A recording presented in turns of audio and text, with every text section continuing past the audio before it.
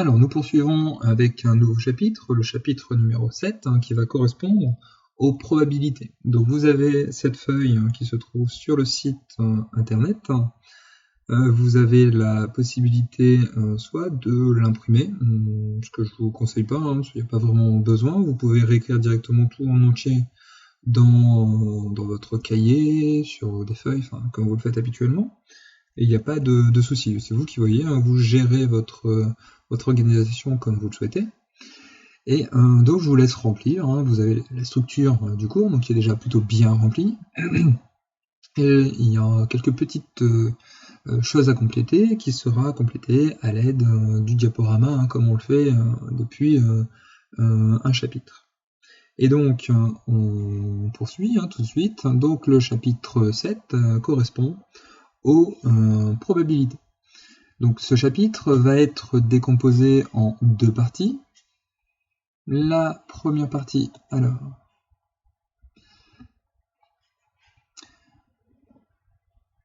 donc la première partie sera directement les définitions, les généralités, et la deuxième partie va correspondre directement au calcul de probabilité avec différentes formules qu'il va falloir évidemment connaître. Donc on commence avec des définitions et puis quelques exemples. Donc première définition correspond à ce qu'on va appeler une expérience aléatoire. Donc le mot aléatoire, vous le connaissez en français. En mathématiques, il va recourir à un sens qu'on va définir donc ici. Une expérience est dite aléatoire lorsqu'elle a plusieurs résultats possibles. Alors, ces résultats possibles, ce sont des résultats d'une valeur. Comme on verra des exemples, ce sera plus parlant. Et bien ces résultats sont appelés des issues. Le mot issue là est extrêmement important.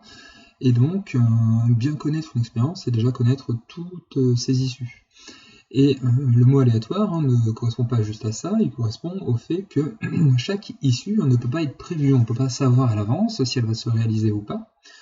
Et on ne peut pas prédire avec différents calculs que ce sera tel résultat que l'on va obtenir, évidemment. Puis l'ensemble de toutes ces issues, de toutes les issues d'une expérience aléatoire, porte un nom, c'est ce qu'on va appeler l'univers associé à l'expérience. Alors souvent, on le note de deux façons différentes, grand E ou grand oméga, et moi je vais préférer cette lettre-là, donc oméga, qui correspond à l'univers, l'ensemble de toutes les valeurs possibles. Puis, parmi tout ça, on peut aussi décomposer cet univers en plusieurs parties, pas juste des issues, mais un regroupement d'issues. C'est ce qu'on va appeler un événement. Et un événement, c'est un sous-ensemble de l'univers. On peut le noter à peu importe, on verra par la suite, suivant les différents énoncés. Alors, un exemple tout simple, si on considère un dé cubique. Donc un dé cubique, c'est le dé le plus basique, celui que vous connaissez, que vous trouvez souvent dans les différents jeux de société ou autres. Donc il y a 6 faces, numérotées de 1 à 6. Il y a une petite particularité au cas où vous ne l'auriez pas vu, si vous ne le savez pas. Si vous regardez les faces opposées au dé, vous en faites la somme, à chaque fois vous obtenez 7. Donc vous avez 1 d'un côté, à l'opposé, vous obtenez 6. Si vous avez 2 d'un côté, à l'opposé, vous obtenez 5. C'est juste pour obtenir une certaine régularité des placements des différentes valeurs. Et donc l'objectif, c'est de lancer ce dé, et on va lire le numéro qui est porté par la face supérieure, celle que l'on voit habituellement. Donc ça, c'est une expérience. Évidemment, si je lance le dé, je ne peux pas savoir à l'avance si je vais obtenir 1 ou plutôt 2. C'est en lançant le dé que je vais deviner ce que je vais obtenir. Et donc, à cette expérience, on peut déjà déterminer l'univers. Donc l'univers, soit j'appelle E, soit j'appelle oméga. Donc ici, je vais l'appeler E, pour changer. C'est l'ensemble de toutes les issues, de tous les résultats possibles, comme c'est écrit ici, de toutes les issues. Et bien évidemment, comme mon dé porte les faces 1, 2, 3, 4, 5 et 6, j'en ai pas d'autres, je les ai toutes. Et donc, ça correspond évidemment à mon univers, en tout cas pour cette expérience-là. Évidemment, avec un dé, on pourrait faire 2 lancers et faire la somme des 2 résultats obtenus. On peut faire différentes choses, donc évidemment, la description de l'expérience aléatoire est extrêmement importante. Alors, un exemple d'issue. Juste un résultat possible, on a l'issue numéro 1 qu'on peut obtenir. Voilà, ça c'est une issue. Donc c'est juste un élément possible de mon expérience aléatoire. Si maintenant je fais un regroupement de plusieurs issues, par exemple le regroupement de 1 et de 2, donc là j'ai 2 issues qui sont regroupées dans un événement, donc on va le décrire avec des accolades, comme ici, eh bien ça ce n'est pas une issue, tout simplement parce qu'il contient 2 résultats différents qui peuvent être obtenus par notre expérience. Et on avait donné la définition d'un événement, c'est un sous-ensemble de l'univers. Alors par exemple, si je considère l'événement A obtenir un nombre pair, et donc j'ai plusieurs issues possibles, il est constitué de différentes issues que vous avez évidemment devinées. C'est le regroupement d'issues donc entre accolades, c'est un événement, c'est un sous-ensemble de notre univers noté E ici. Il ne contient que les numéros 2, 4 et 6. Et on verra ce qu'on peut en faire évidemment de tout ça. Donc ça c'est notre première définition qui va être très importante puisqu'elle met en place différentes choses sur les probabilités au démarrage. Donc si on ne connaît pas l'univers, si on ne connaît pas les issues, ça devient un petit peu compliqué pour pouvoir faire différents calculs derrière. Donc à l'issue de ça, eh bien, je vous laisse faire les exercices 37 et 39 de la page 310 comme noté dans le cours sur la feuille que vous avez évidemment téléchargée sur mon site. Donc c'est juste pour mettre en place. Évidemment, pour avancer un petit peu dans le cours, vous pouvez faire une pause ici. Vous pouvez vous lancer dans les exercices. Vous aurez la correction par la suite. Vous pouvez même poser des questions évidemment sur le Discord. Nous, on va enchaîner évidemment sur le cours. Et donc vous pourrez le reprendre juste après. Après les 2 exercices.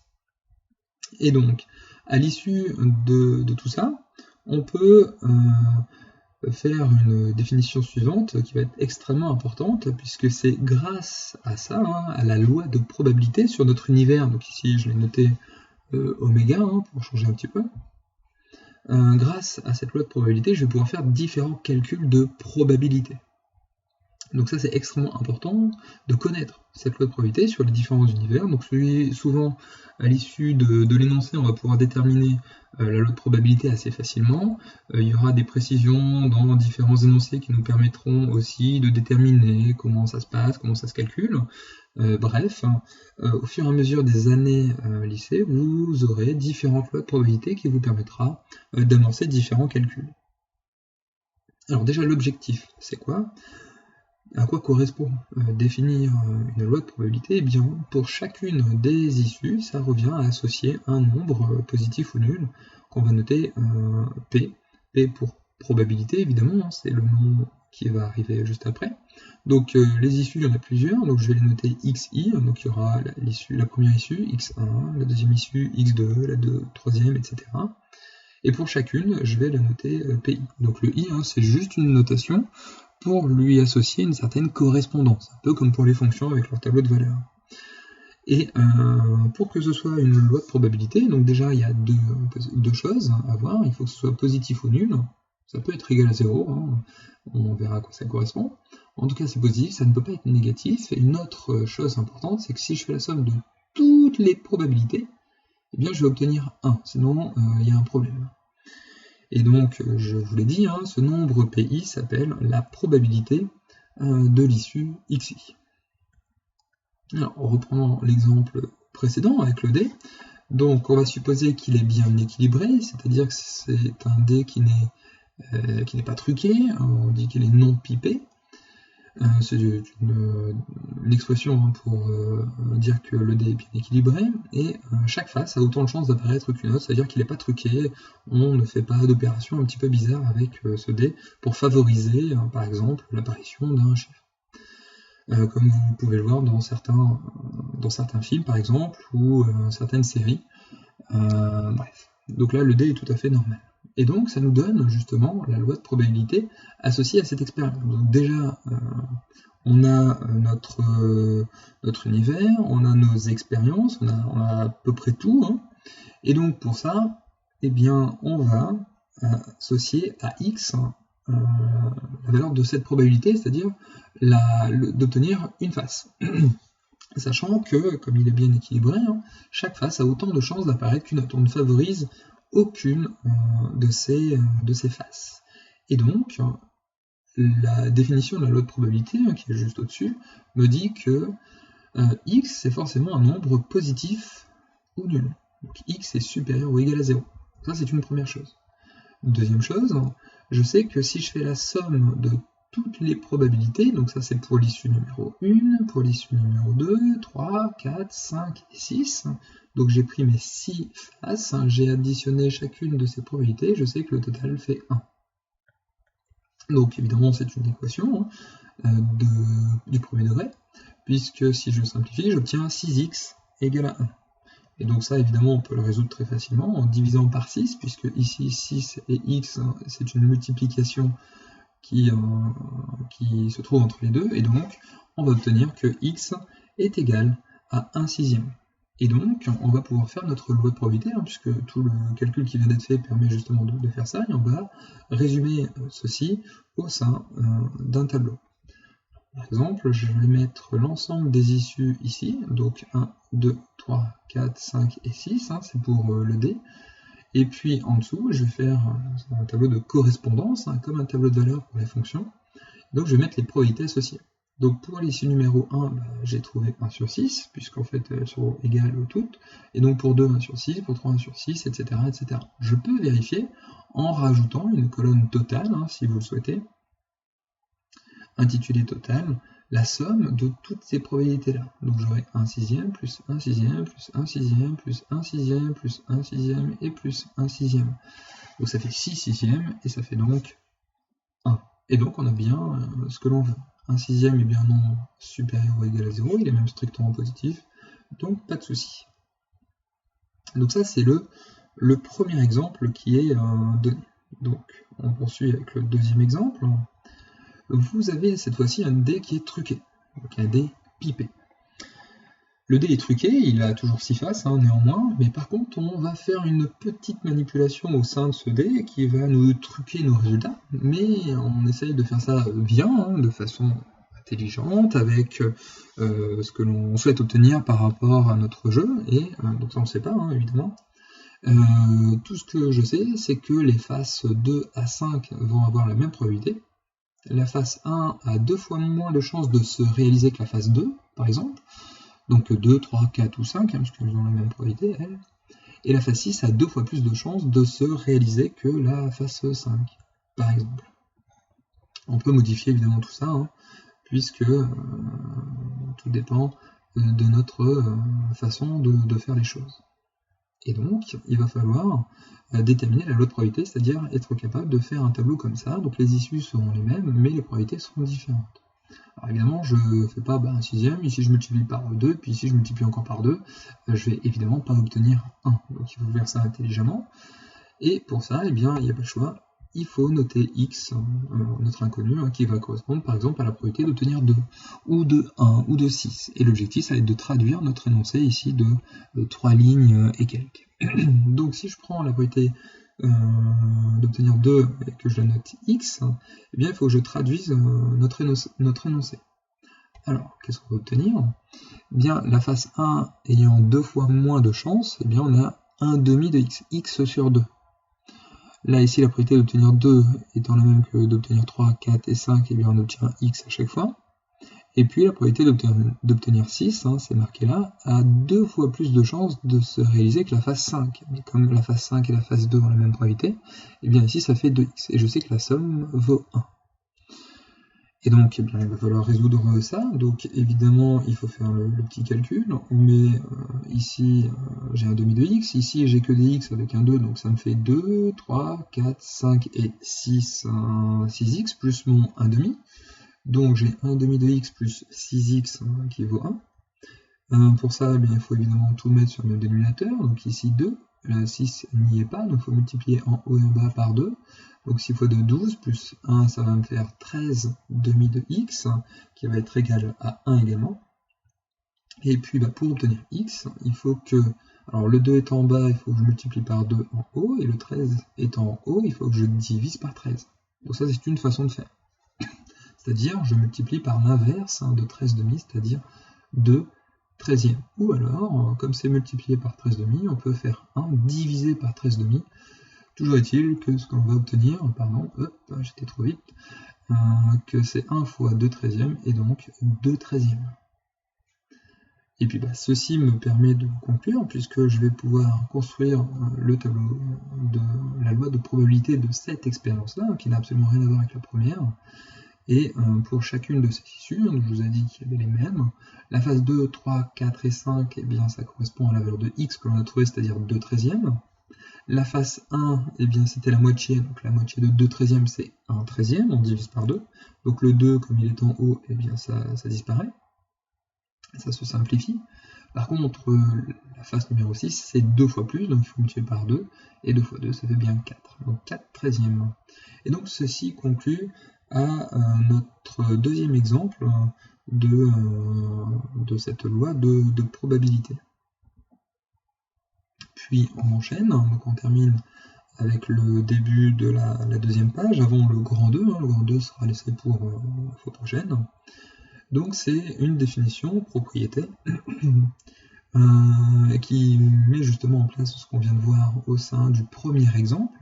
C'est dans le cas où on associe à chacune des n issues d'une expérience, donc le nombre d'issues peut être quelconque. Dans notre exemple précédent, c'était celui-ci, on avait un certain nombre de faces qui était égal à 6, donc le n valait 6.